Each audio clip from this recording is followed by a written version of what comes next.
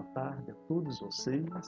Eu sou o professor Veiga e hoje nós, dentre outras temáticas tantas que já aqui discutimos, debatemos, hoje nós vamos tratar da introdução ao estudo das grandes religiões. Quero aqui deixar claro que quando falamos das grandes religiões, nós não estamos aqui querendo dizer que uma religião é melhor ou maior do que a outra. As grandes religiões aqui é no sentido de abordarmos aquelas que, segundo levantamentos, acredita-se que tenha um maior número de adeptos, de seguidores, tá certo? Mas, antes de adentrarmos nessa seara, ao estudo propriamente dito das grandes religiões, nós vamos fazer aqui uma pequena abordagem, uma pequena introdução, mostrando assim o papel a importância do papel da educação ou da construção da consciência ou de uma certa consciência religiosa e as religiões como sendo as mesmas caminhos para Deus. Nesse sentido, nós podemos dizer que as religiões, ou a religião, assim como a instituição educação, ela, mais precisamente na área de ensino religioso, ela oferece assim, uma outra perspectiva para a análise da história das mais diversas sociedades. A interpretação, por exemplo, da cultura. A antropologia, nesse contexto, ela fala do processo espontâneo que se dá no interior das culturas. Esse processo que deve se dar de forma espontânea, livre e consciente, ela é responsável, do ponto de vista antropológico, pela manutenção, pela transmissão das tradições, dos costumes, dos hábitos, inclusive da religiosidade de cada sociedade. E isso é transmitido de geração em geração. Por falar em antropologia, abramos aqui um pequeno parênteses, a antropologia, de forma sucinta, resumida, portanto, é a ciência que trata, eu diria, do estudo do homem em sociedade, o homem nas suas mais diversas sociedades.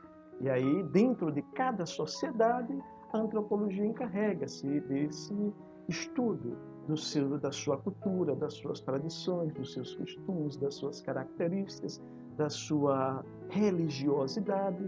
Então, é uma ciência bastante ampla no processo de procurar estudar e entender o homem em sociedade. Todavia, aqui vale ressaltar que essa transmissão desses costumes, desses valores, desses ideais que são passados de geração para geração nas mais diversas sociedades, quanto mais esse processo ele acontecer de forma livre, espontânea e consciente, intencional, né? Quanto mais esse processo se der dessa forma, tanto mais serão fortalecidas a própria identidade cultural de cada povo e, consequentemente, a capacidade de conviver ou de convivência com o diferente de forma respeitosa. É uma temática que hoje nós, de fato, precisamos abordar com muito carinho, com muito atenção, né? Porque hoje, na sociedade brasileira, especificamente,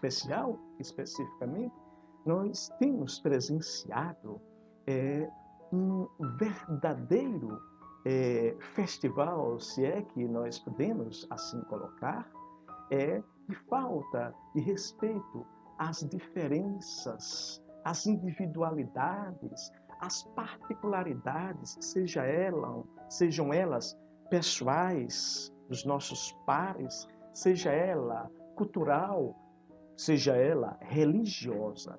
Então, nós temos, nesses últimos anos, acompanhado a manifestação de algo repudiável, repugnável, ou pelo menos que deveria e que deve ser repudiável e repugnável por todos nós cristãos e por todos nós religiosos, independente do nosso segmento religioso, cristãos ou não. Não devemos jamais compactuar com a injustiça, com a intolerância, com a indiferença, com o desrespeito às diferenças sociais, culturais, pessoais, étnica-cultural e, sobretudo, com a falta de respeito às diferenças religiosas. Mas, infelizmente, nós temos acompanhado e testemunhado esta lamentável e triste realidade na sociedade brasileira. E nós, como, sobretudo cristãos, mas também como brasileiros, não podemos apoiar isso e devemos nos envergonhar quando isso acontece e combatermos veementemente como cristãos autênticos, sempre trilhando e buscando o direcionamento e o caminho da paz, que é o que nosso Senhor Jesus Cristo nos ensinou. Bom, dando continuidade, eu diria continuidade, não voltando ao assunto, porque tudo isso faz parte. Nós não podemos estudar, seja quaisquer que seja o assunto, descontextualizando da nossa realidade. Senão cresceremos cidadãos alienados, castrados intelectualmente. E isso não pode acontecer. Precisamos crescermos independentes da nossa idade. Estar sempre em busca de um processo de crescimento cognitivo, intelectual e, sobretudo, de crescimento espiritual. E isso é impossível acontecer quando nós não nos atemos a esses detalhes que há pouco eu aqui partilhei com vocês e que lamento e repudio, que tem acontecido nos últimos anos, na sociedade brasileira. Aqui, em se tratando da introdução do estudo às grandes religiões, vale ressaltar que em todos os tempos o ser humano sempre, que é próprio do ser humano, a curiosidade, o desejo, a vontade de querer conhecer. Então, em todos os tempos, desde os primórdios, o ser humano sempre teve a preocupação em buscar, de certa forma, entender o sentido da vida como um todo. Não é sem razão, ou não é à toa, não foi e nem é, digo nem é porque até hoje as perguntas voltadas para essas questões existenciais, elas perduram até hoje, desde os primórdios até os dias presentes. As perguntas fundamentais da existência humana, por exemplo, de onde vim, para onde eu vou, quem sou eu, qual o sentido da vida, existe algo após a morte, o fim é a morte. As perguntas ou a busca é incessante e incansável por parte do ser humano em relação a consolidar, a realizar os seus sonhos, a sua felicidade. Então, essas questões existenciais, como, por exemplo, o que é que justifica o ser humano ele ter uma reação nesse exato momento de manifestação de amor, de carinho, de ternura. E, ao mesmo tempo, o ser humano ele manifesta reações opostas, ele manifesta reações como violência, agressividade, empatia, não empatia, desrespeito, intolerância e por aí vai. Então, essas questões sempre estiveram presentes em nossas vidas, na vida da humanidade, do ser humano como um todo. Elas, evidentemente, não existem até hoje como mero capricho, né, da mente humana desocupada, em hipótese alguma. Não, elas têm um sentido de ser. É próprio do ser humano a curiosidade e o desejo de conhecer o mundo em sua volta, de conhecer, inclusive, conhecer-se a si mesmo. E em falando em conhecer-se a si mesmo, eu quero lembrar que é por isso que, no início de nossos estudos, eu introduzi a temática Conhece-te a ti mesmo, quando estudamos o tema, a importância do autoconhecimento. Depois introduzi discutimos aqui o estudo da importância das relações interpessoais. Depois introduzimos aqui o estudo da importância sobre estudarmos o sentido da vida. E ao estudarmos o sentido da vida, ele está interligado à questão da liberdade, do ser livre. Né? Bom, tudo isso são temáticas, todas elas são temáticas que estão concatenadas para nos ajudar nesse processo de autoconhecimento. Como dizia Sócrates, o homem primeiro precisa conhecer o universo interior, ou seja, a si mesmo, para depois buscar conhecer o universo exterior. Um depende do outro. Então, nesse sentido, nós estudamos em outras oportunidades, nos primeiros módulos, essas temáticas, dentre outras, que aqui eu estou compartilhando com vocês. Voltando às questões, às perguntas existenciais, não é? Quem sou eu? De onde vim? Para onde vou? Por que eu estou aqui? Qual é o meu papel neste mundo, nesta vida, que eu costumo dizer, nesse estágio de vida que nós precisamos ser aprovados, passar nesse estágio para conquistarmos, de fato, a verdadeira vida, a vida plena, não é? Com Cristo Jesus. Pois bem, então, todas essas questões, elas sempre existiram desde os primórdios, desde a existência da humanidade. Evidentemente que ela tem contribuído e muito no sentido de dar um direcionamento no processo do desenvolvimento humano e do seu crescimento como pessoa, do seu crescimento religioso, do seu crescimento espiritual, na busca de entender, inclusive, o mundo ao seu redor e a si mesmo, a si próprio. Todavia, vale ressaltar que o papel fundamental do que eu falei há pouco, fazendo referência ao instituto ou à instituição educação, nesse sentido, não é dar respostas a essas indagações.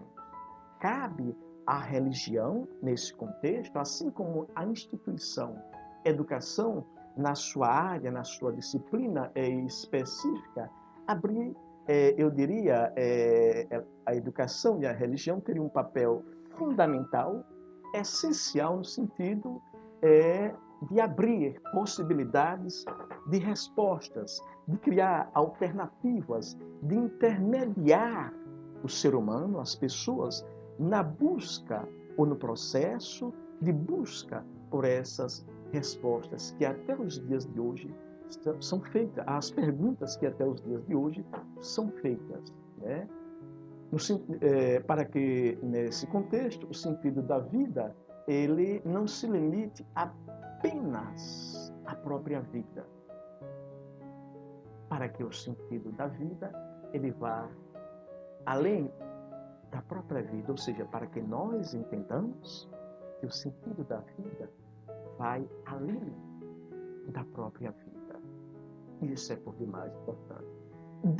Dentro desse entendimento, o ensino religioso, a instituição educação, as religiões, ela, como eu disse há pouco, e repito, reforço, não é responsável para dar respostas a essas indagações feitas pela humanidade desde os primórdios. Mas, como eu dizia, ela deve sim buscar mecanismos, meios, né, de intermediar, no sentido de criar condições para que essa reflexão em busca dessas respostas se dê num ambiente tranquilo, em um ambiente educativo. O que eu quero dizer? O que é que eu quero dizer quando eu falo que a busca por essas respostas deve se dar em um ambiente educativo? É no sentido de dizer que deve se dar em um ambiente onde haja espaço para o diálogo. Por que eu estou falando isso? Porque há pouco, na introdução do nosso encontro, eu refletia sobre a lamentável situação que nos últimos anos tem vivido a sociedade brasileira. Situação de intolerância, de desrespeito à fé do outro, à religiosidade do outro, à diferença do outro.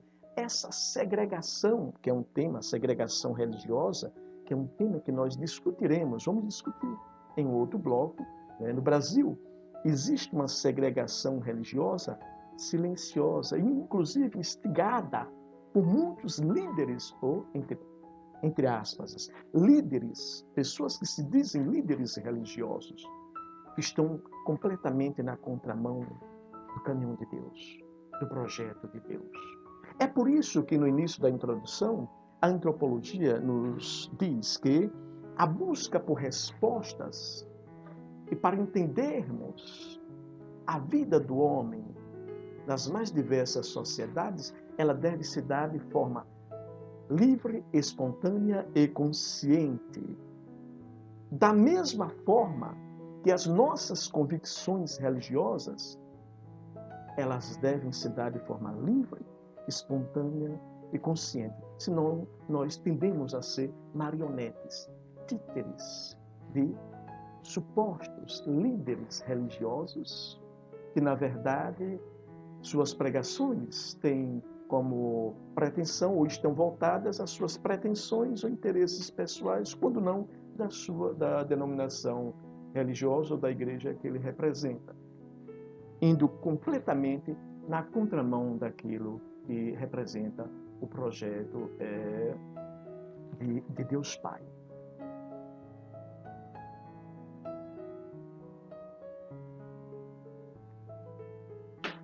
Portanto, essa reflexão na busca por entendimento, por compreendermos melhor, na busca por resposta a essas indagações existenciais sobre a vida como um todo, a vida presente e a vida futura, ela deve se dar dentro de uma ótica antropológica, dentro de uma ótica educativa.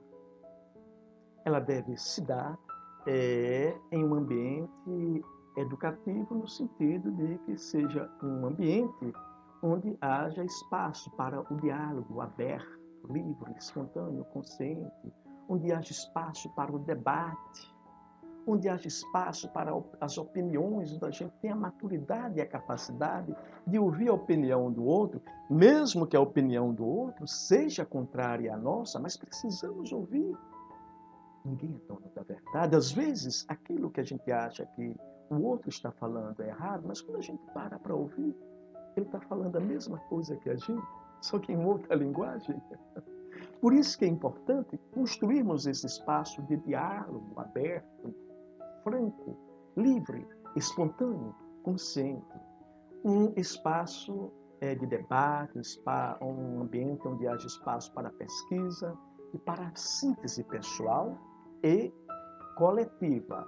Até porque não basta eu fazer a minha própria síntese religiosa, ter o meu próprio entendimento, se esse entendimento, ele, na verdade, não se coadunar, não estiver em sintonia com o entendimento do grupo ou da coletividade a qual eu faço parte.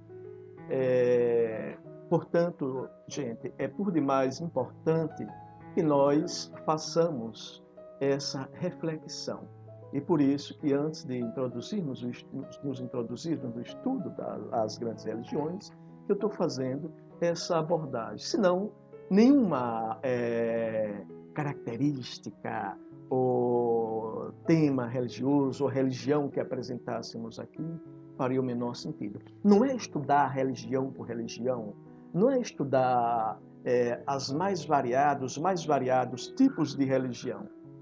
Não, mas nós precisamos, na verdade, entender com clareza esses elementos para que nós possamos construir uma sociedade, participarmos da construção e promoção de uma sociedade onde os diferentes eles possam perfeitamente viver e conviver em harmonia, em paz e amor, conforme sempre nos ensinou nosso Senhor Jesus Cristo. A compreensão nesse contexto da experiência religiosa precisa ficar bem clara. O que é que caracterizaria dentro dessa reflexão a experiência religiosa? Qual a importância da religião dentro desse contexto? Ora, foi a partir dessas indagações existenciais, quem sou eu, de onde venho, para onde vou, o que é que vem depois da morte, a vida após a morte, qual o sentido da vida, foram exatamente essas indagações que levou o homem gradativamente a fazer surgir as religiões. E esse é um dos papéis, né, exatamente, das religiões em buscar respostas a essas indagações. Não é? A ciência não tem resposta para essas indagações profundas, muito profundas. Pense nisso. É por isso que eu costumo dizer que não existe antagonismo entre ciência e religião. Ciência e religião são irmãs gêmeas que precisam dar de mãos dadas, porque uma completa a outra. Há situações, indagações que a ciência pode responder. Há indagações que não, mas que a religião, sim, busca, tem resposta. E outras estamos em busca. Não é? Então, nesse sentido, essa realidade, essa curiosidade, essa necessidade humana de se entender, de preencher esse vazio, né? Fruto dessas indagações existenciais, que dão origem às religiões. Nesse sentido, o que caracteriza a experiência religiosa no ser humano é a mudança gerada nas suas relações. O que caracteriza as nossas experiências religiosas são as mudanças. Não adianta eu ter nenhuma experiência religiosa na igreja ou fora da igreja, se isso não está caracterizado, consolidado por uma mudança, se isso não promove nenhuma relação de mudança, não gera nenhuma relação de mudança na minha pessoa. Isso fruto de um fato, de um acontecimento. Toda grande mudança dentro desse entendimento, é preciso que fique claro que toda grande mudança, ela nasce de um momento interior, de um momento íntimo, vivido na relação. Todavia, apesar de ser um momento íntimo, um momento interior, todavia, é um momento, uma relação vivida com o eu e o não eu. E aí, eu diria que essa relação de busca de crescimento interior, essa relação por ser interior, mas que tem como propósito a busca do crescimento espiritual, a busca do transcendente, do divino, do sagrado, ela se dá em uma relação de tripé, se dá em um tripé que seria a relação minha ou sua com Deus, a relação eu com Deus, eu comigo mesmo e a minha relação com o meu semelhante. Nós não podemos fugir dessa realidade. Nem devemos. Nós necessitamos dessa relação para o nosso crescimento espiritual, para a nossa busca e maior consolidação da harmonia tão necessária entre o divino, o transcendente, o sagrado. Portanto, fica aqui, não esqueça, a importância de eu estar sempre em busca de ter uma relação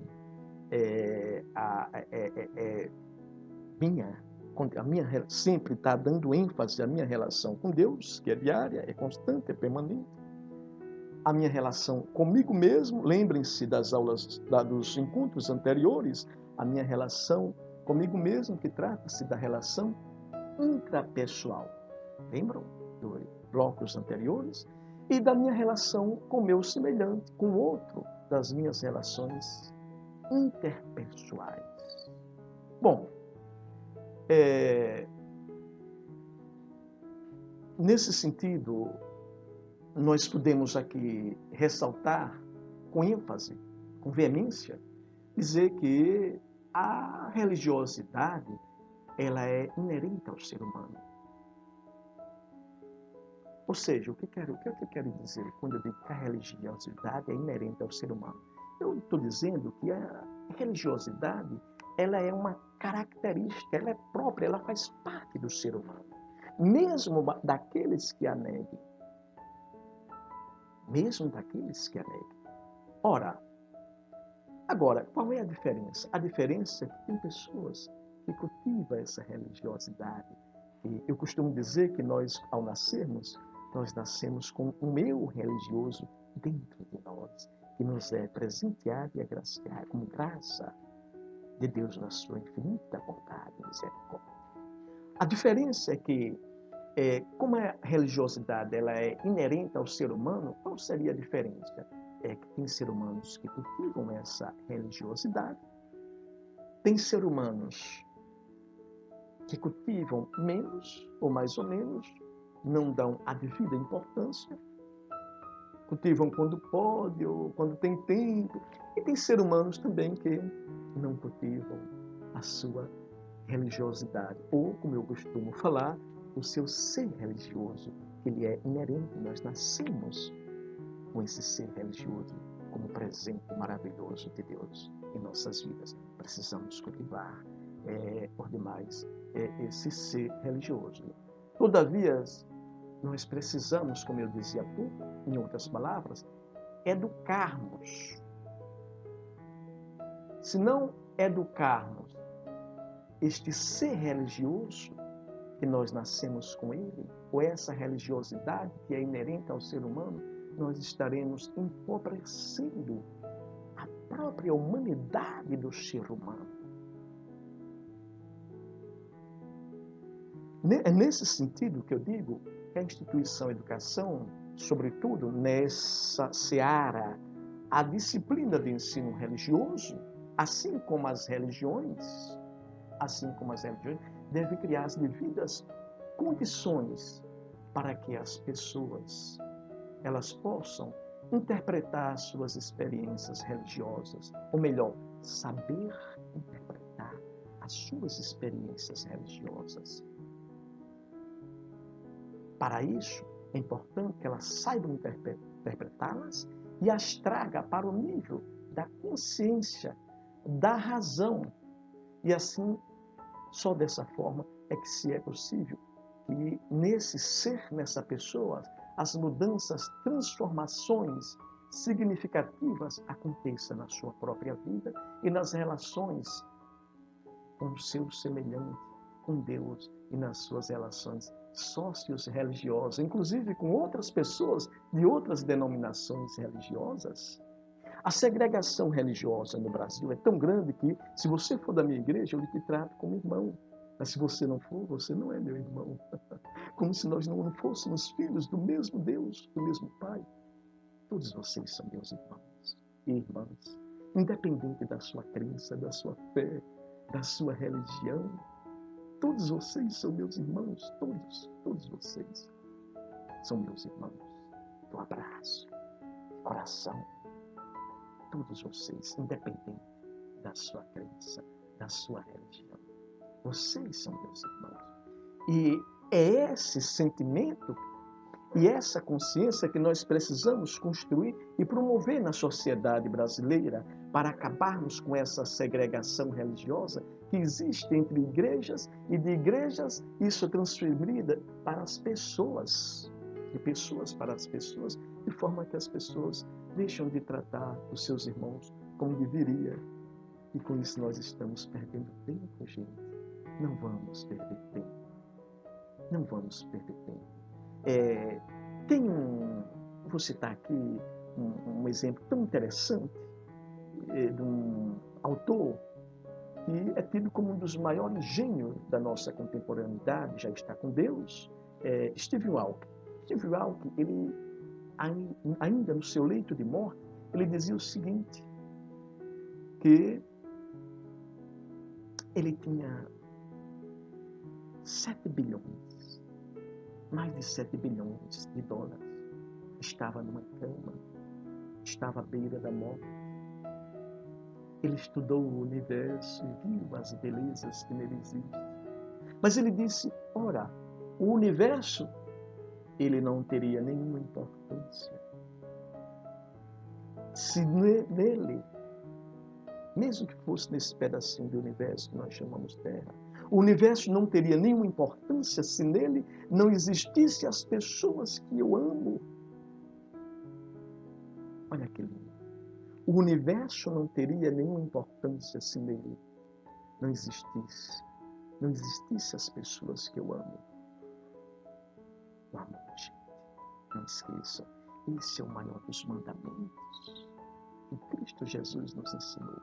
O amor ao nosso semelhante, aos nossos pares, aos nossos irmãos, independente de sua crença, de sua fé, de sua religião, do seu credo religioso. Amai-vos uns aos outros, assim como eu vos amei. Isso é o que nos ensina o grande mestre, o nosso Senhor Jesus Cristo.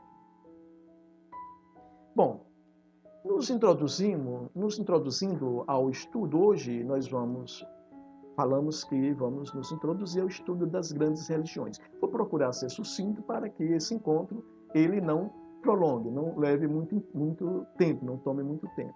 Mas é que a gente se empolga tanto, tem uma temática tão gostosa de discutir, que a gente termina se empolgando e esquece o tempo. Não é verdade? A gente termina esquecendo o tempo, né? O tempo passa, a gente não vê, e, bom, mas tudo bem. Hoje nós vamos iniciar o estudo às grandes religiões, o caminho para Deus, estudando o animismo, tá certo?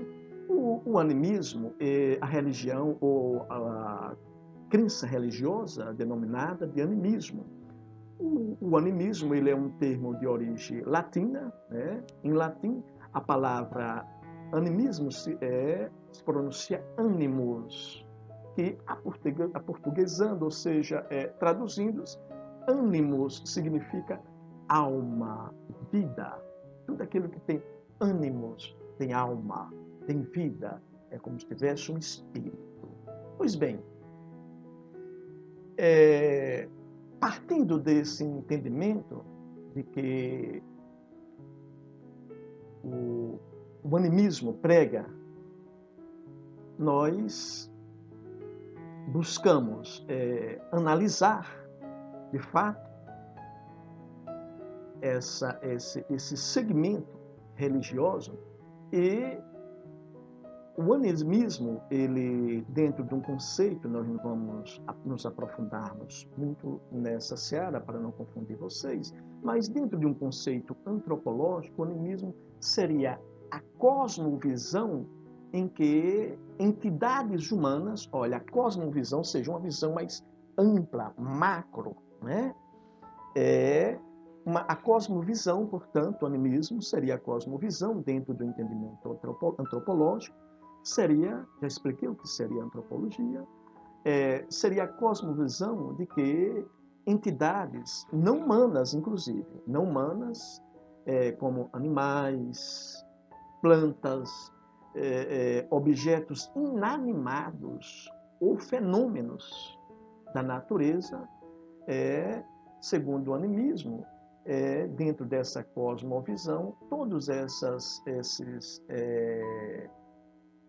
animais, plantas, objetos inanimados, como rios, rochas, montanhas, eles possuem uma essência espiritual. Então, dentro dessa ótica antropológica, o animismo seria essa cosmovisão, essa visão ampla de mundo. O animismo ele é usado na antropologia da religião, né, a bem da verdade, como um termo, poderíamos dizer assim, um termo para o sistema de crenças. O sistema de crenças de alguns povos tribais e indígenas. Por que eu digo assim? Porque o animismo ele está mais presente nas tribos africanas, nas tribos indígenas. Claro, nós não podemos negar, inclusive, que o animismo, algumas características do animismo se fazem presente em outros segmentos religiosos, como o próprio budismo, o jainismo, o próprio hinduísmo, né? Então, tem algumas características do animismo que se fazem presente em outras religiões. Todavia, nos ater apenas, para não confundir a mente de vocês, ao animismo, que é um sistema de crenças mais característicos, ou voltado, mais reverenciado, vivenciado, mais praticado pelas tribos africanas, indígenas, inclusive aqui no Brasil. O animismo, segundo analisam os estudiosos, acredita ser uma das, se não a primeira manifestação de crença religiosa. A primeira manifestação de crença religiosa, né? Isso antes de existir as religiões de forma sistemática e organizadas como as conhecemos hoje, né? Nesse sentido, aqui nós podemos também enfatizar um outro aspecto. O animismo, às vezes, há membros de algumas religiões que eles não se sentem bem quando nós fazemos determinadas afirmações. Mas aqui, nenhuma afirmação ela tem um caráter de denegrir ou de diminuir, quaisquer que seja a religião, a não ser estudar, analisá-la e mostrar para as pessoas essa religião com o propósito que elas as conheçam, mas conhecer para amar e respeitar. Né? Nesse sentido, o animismo ele tem sido um termo usado para descrever, só reforçando essa conceituação do animismo, o segmento mais comum e fundacional das perspectivas espirituais e sobrenaturais dos povos indígenas. Não é? O animismo ele abrange a crença de que, como eu dizia mais acima, para concluir essa introdução, o animismo ele abrange a crença de que não há separação entre o mundo, não é uma outra característica do animismo, essa é uma outra característica. Não há separação entre, ou seja, ele alimenta essa crença, que não há separação entre o mundo espiritual e o mundo físico, ou seja, o mundo material em que vivemos. Para os animistas não existe essa separação. Para os animistas, eles alimentam também a crença de que existem almas ou espíritos. E isto, como eu dizia há poucos minutos atrás, não só em seres humanos, mas também em animais, em plantas, nas árvores, nas aves. nas rochas, nas montanhas, nos rios, nos lagos, né? Então, nas características geográficas, como eu falei há pouco, como montanhas, rios, lagos, ou em outras entidades do meio ambiente, como o trovão, a chuva, né? O vento, a cachoeira, as próprias sombras. Eles atribuem a essas entidades, a essas manifestações naturais, que nelas existe um ânimos, uma alma, um espírito, tá certo? Então, o animismo tem essas características. Não é à toa que o animismo, o sol, o animismo, os animistas, vocês já devem ter assistido em algum filme, que eles prestam culto à lua, ao sol, à montanha, ao rio, né? A mais diversas entidades naturais, né? Então, essa é uma das características. Alguns filmes, onde apresenta tribos indígenas, em seus rituais, manifestando essa reverência a essas entidades. Para os animistas, o animismo é uma forma religiosa. Eu já falei há pouco tempo, é uma manifestação, crença religiosa, muito provavelmente a mais antiga de toda a história da humanidade. Mas alguns, de forma preconceituosa, como é muito comum encontrarmos, podem condenar as manifestações de uma religião ou de outra. Mas precisamos, do ponto de vista pedagógico, do ponto de vista educacional e mesmo do ponto de vista antropológico, e religiosamente falando, nem se fala, né? Aí é que nem se fala.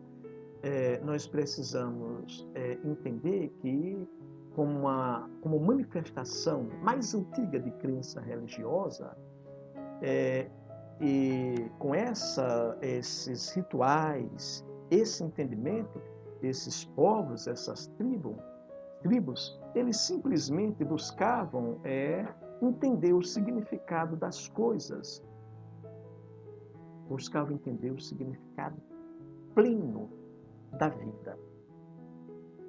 De forma que assemelha-se um pouco às nossas indagações existenciais que nós discutimos, que eu colocava no início do nosso encontro. Então, eles buscavam entender o sentido pleno da vida. Portanto, para o animismo, tudo no universo estava animado por uma força espiritual. Em tudo no universo existe um ânimo, né? Em tudo existe um ânimo, ou seja, uma alma, um espírito. Para os animistas, esse é o entendimento. Em seus rituais, normalmente, eles usam máscaras decoradas, pintadas, né? Com cores vivas, cores fortes.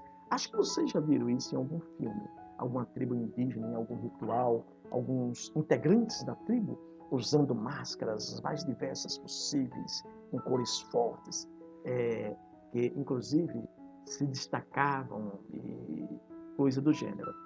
Esse ritual, o uso dessas máscaras para os animistas, na verdade, era uma forma de reverenciar, né, e representar os espíritos invisíveis que animam o mundo, de certa forma, que dão vida ao mundo, que dão ânimos ao mundo. Creio que vocês já devem ter assistido algum filme e presenciado esse tipo de ritual, onde alguns membros da tribo, seja africana, seja indígena, os faziam uso dessas máscaras. Então, era uma forma de reverenciar os espíritos invisíveis que dão ânimos ou dão vida ao mundo, e também como forma de pedirem proteção e saúde a esses espíritos, para que esses espíritos também, eles costumam, os animistas tribais, costumam praticar ritmos ou rituais onde eles pedem a esses espíritos que lhes permitam uma boa colheita e que lhes livrem das, digamos assim, dos desastres naturais, da seca, né? E por aí vai, e tantas outras coisas. Então, eles costumam praticar esses rituais com máscaras representando os espíritos visíveis, pedindo, de certa forma, essa proteção. Portanto, os animistas, em geral, eles têm essa característica. Mas tem umas curiosidades para concluirmos sobre o animismo que é importante lembrarmos aqui. Se você perguntar a um animista em que você crê, ele vai dizer, você perguntar quem é o Criador do mundo. Para os animistas, o Criador do mundo é Huanga. Huanga é Deus, que é o Criador do mundo. Segundo os animistas, eles dizem que o Huanga é bom, mas ele vive muito distante. Os espíritos, segundo os animistas, os espíritos é quem animam o mundo, ou seja, dão vida ao mundo, é quem estão mais próximos deles. Segundo os animistas, esses mesmos espíritos é quem protege a saúde deles, é quem permite que eles tenham uma boa colheita, né? Então, essa é a concepção dos animistas, né? Essas são as crenças no que eles creem. Segundo ainda os animistas, os espíritos dos mortos, se você for uma pessoa má, os espíritos dos mortos podem lhe castigar, provocando catástrofes, enviando doenças e etc. Há essa crença no animismo. O animismo é uma religião que ela não tem livro. Se você perguntar qual é o livro sagrado do animismo, ela não tem livro. O animismo, normalmente, há dezenas de séculos, essa crença religiosa ela é transmitida de geração em geração aos jovens pelos mais velhos, pelos anciões da tribo. Não é isso? Sob a forma de histórias. Eles se reúnem durante alguns momentos, inclusive em alguns momentos especiais, por exemplo, no início da primavera,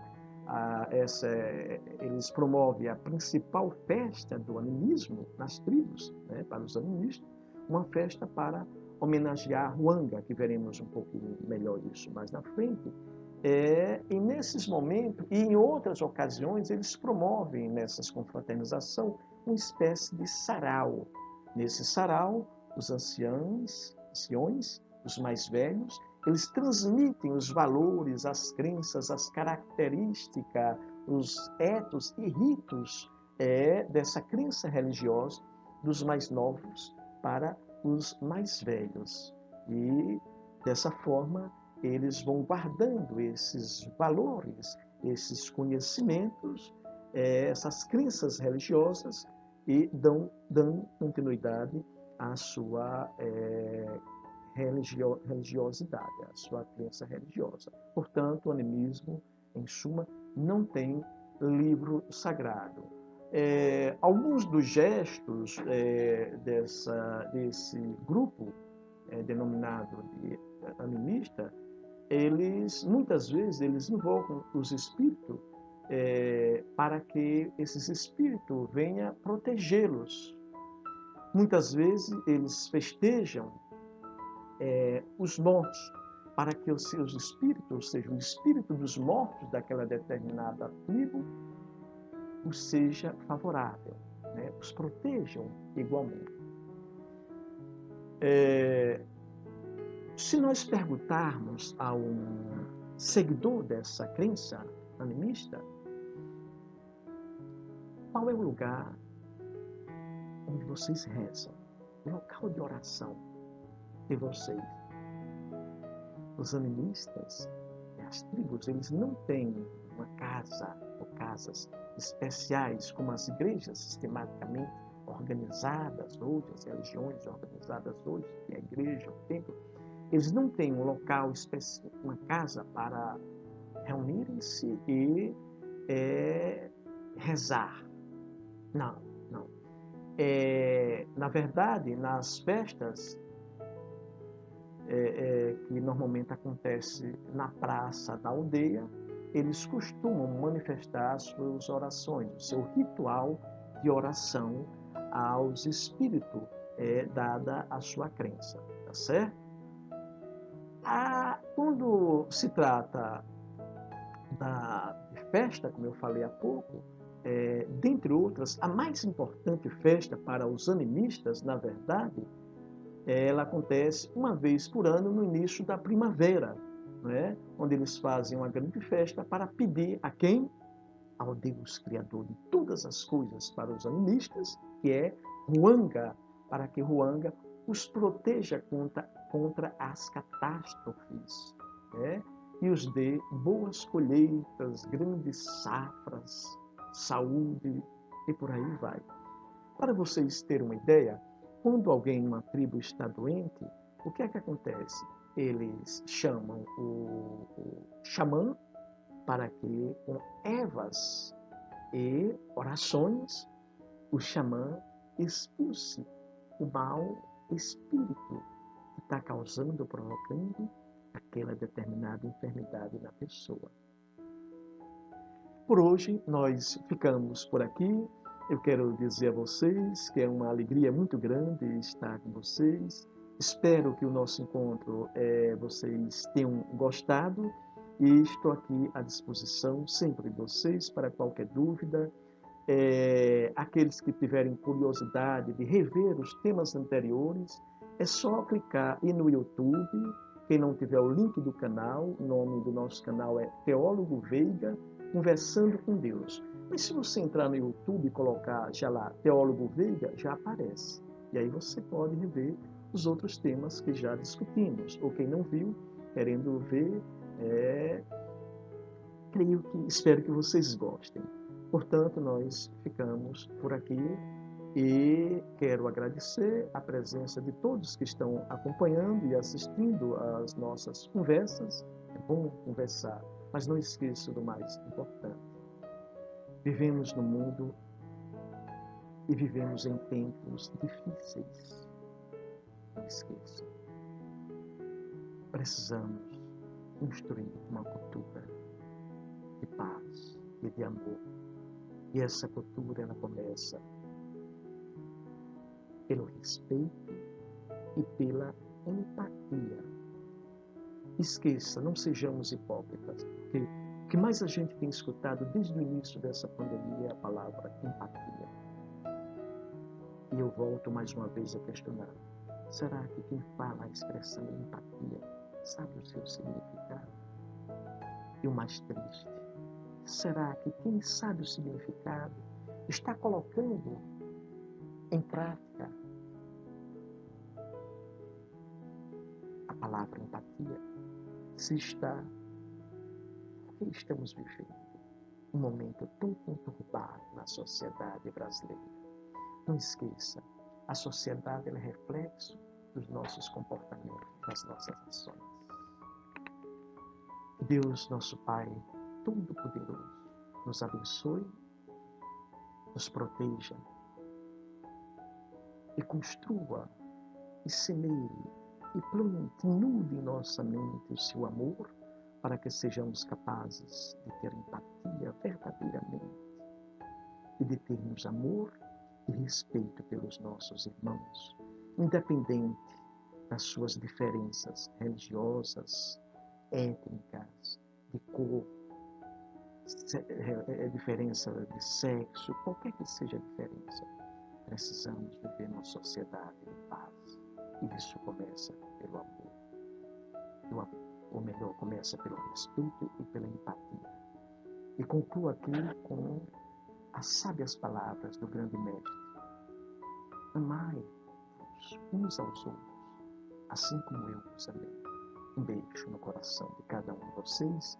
Que Deus abençoe grandemente a todos vocês, assim como aos seus familiares.